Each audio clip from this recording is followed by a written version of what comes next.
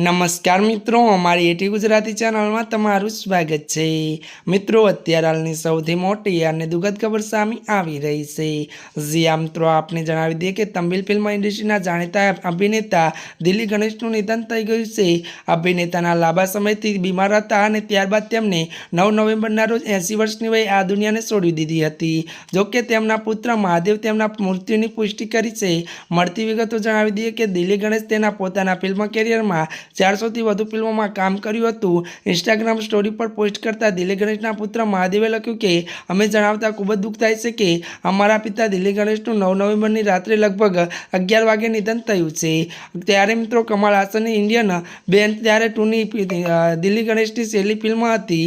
જ્યાં મિત્રો અત્યારની આ દુઃખદ ખબર મળી રહી છે। ત્યારે મિત્રો આજના માટે આટલું જ। અમારી ચેનલમાં નવા હોય તો અમારી ચેનલને લાઇક, શેર અને સબસ્ક્રાઈબ કરી દેજો। ધન્યવાદ।